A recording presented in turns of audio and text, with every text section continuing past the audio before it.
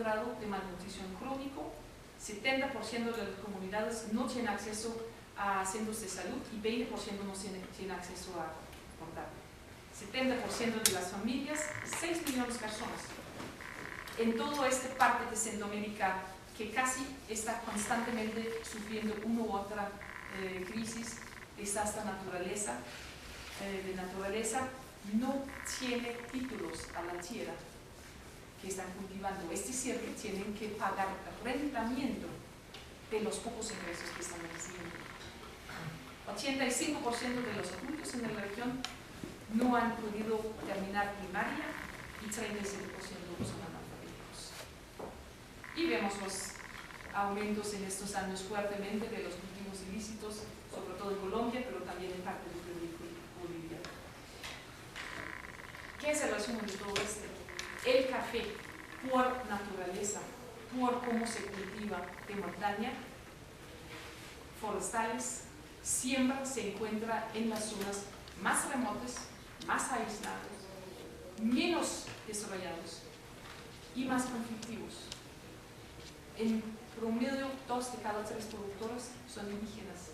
Se causa toda una serie de complicaciones adicionales de cómo establecer soluciones sostenibles de desarrollo. ¿Qué vimos durante, y aquí vemos al punto clave que está regresando un poquito también del debate de comercio justo?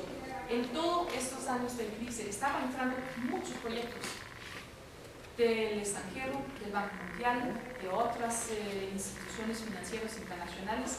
Sí era un gran interés en apoyar la búsqueda y soluciones y desarrollo de proyectos que podrían mejorar la situación para los productores pequeños. Pero si vemos todos estos proyectos, aún si bien eso es un resumen de un año nada más de los proyectos que instalaron durante 2003, todos estaban basados en el desarrollo de mercados, cómo mejorar la calidad del producto para tener mejor acceso a estos mercados que podían pagar mayores premios o valores agregados, y a cierto nivel también estaba viendo proyectos de diversificación. Ni uno de estos proyectos, ni un componente de ninguno de estos proyectos estaban poniendo el enfoque al desarrollo social. Y eso es a donde estamos con el principal problema. Y podemos entrar en más detalles si quieres después cuando hay preguntas, yo estoy al polar opuesto completamente del comercio justo, y principalmente es por lo que he visto durante todos los años. Si yo puedo calcular 1 de cada 10 productoras cooperativas que he visto de comercio justo que realmente ha logrado llevar algún mejoramiento, será quizás optimista.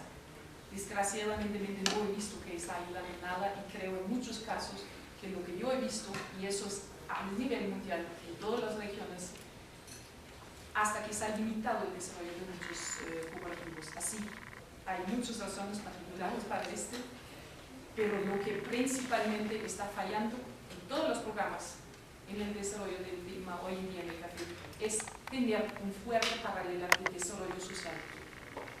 ¿Qué pasa aquí principalmente? Y llegamos a la otra parte. Hoy en día las unidades de tierra se han reducido a un grado a donde ni el mejor productor del mundo, la más eficiente, con acceso a los mejores mercados, que puede evitar todos los coyotes, que puede producir rendimientos 300 veces más altos que los demás. Ni con 2 hijos no va a poder salir de pobreza. Hace 50 a 100 años atrás, el promedio unidad familiar de un cafetero era de 20 o 50 hectáreas. Eran buenos tamaños. Hoy en día, cada generación se han dividido más y más y más. Y hoy en día, la tierra no da a la cantidad de gente que depende de esto. Si vemos 2 de los más extremos casos, en Guatemala, por ejemplo, y Uganda, en Guatemala, en 92, teníamos una población de alrededor de 8 millones de personas. Hoy en día estamos llegando alrededor de 13, 14, dependiendo de qué estadísticas uno cree. Es decir, casi se ha doblado, un poco más de 10 años. Lo que es más preocupante es ver la composición de la población misma. En 92 estaba hablando de 2 de cada 3 guatemaltecos eran indígenas. Y el indígena en Guatemala no tiene título, no ha tenido educación, la mayoría son alfabéticos, no tienen posibilidades de meterse en otras carreras de trabajo. Están extremadamente dependientes de los trabajos que se ofrezcan a nivel agrícola y rural. Hoy en día, como no ha sido ninguna planificación familiar, en todos los años, aun si era uno de los 2 puntos claves en el acuerdo de paz que se firmaron en diciembre de 96 en Guatemala, no se han implementado todavía políticas de control de población. Por eso lo que se ve es que en las áreas rurales una mujer promedio en Guatemala pasa mínima 15 embarazos. Tiene un promedio mínimo de 10 a 12 años de niños sufriendo, más los 5 días que no. Frecuentemente va a encontrar mujeres que tienen apenas 40 años, pero se parece que tienen 60 o 70 años, porque ya han pasado 20 o 25 embarazos. Los niños de ellos viven en constante nivel de malnutrición severo, y eso está llevando, comparado con el promedio de tasa de crecimiento que ya es alto, al porcentaje indígena llegar a 80%. La tierra ya no hay más tierra indígena, porque tampoco no ha sido implementado el debate de la reforma agraria, como era el otro principal componente del acuerdo de paz. Sí, son 2 temas difíciles, complicados, controversiales, pero lo más que está atrasando el proceso de empezar a enfrentarlo, más se va a complicar la situación. En Uganda, efectivamente, se tornó en 10 años de población. No es una territorio muy grande. La unidad hoy en día en América Latina y a nivel mundial está en muchos casos menos de 1 hectárea por familia. Y eso es una de las principales razones que el último crisis de café por primera vez se hizo crisis social. Hemos tenido muchas crisis de precios durante los años, el precio sube, el precio baja, pero hasta 89-90, cuando se colapsó la Guerra Fría, nunca llegó a ser crisis social, porque el promedio de tierra todavía estaba de 3 a 4 hectáreas. Aún si sufrían por precios bajos, en una época nunca llegó a ser crisis social. 10 años después, otra vez se hubo dividido 2 o 3 veces las unidades familiares. Hoy en día no hay forma que la tierra puede dar algo suficiente para la gente que depende de esto.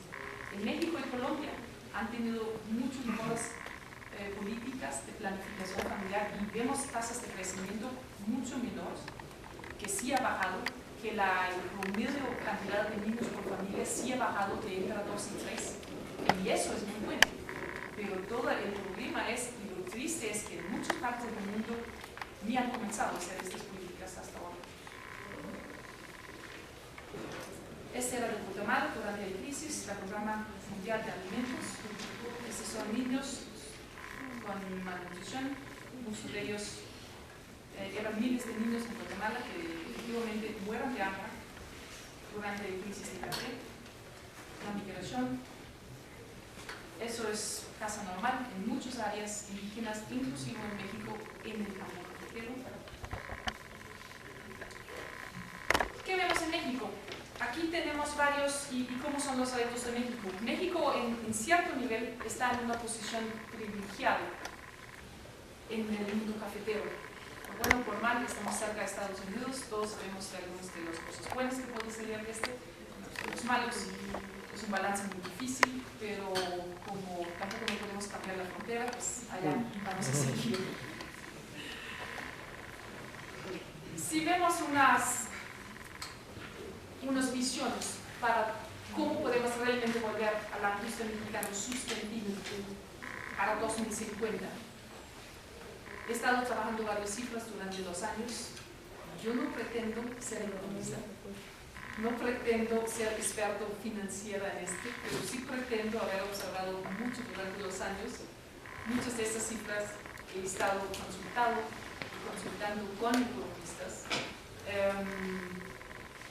Lo más importante, creo yo, es que tenemos que poner muchos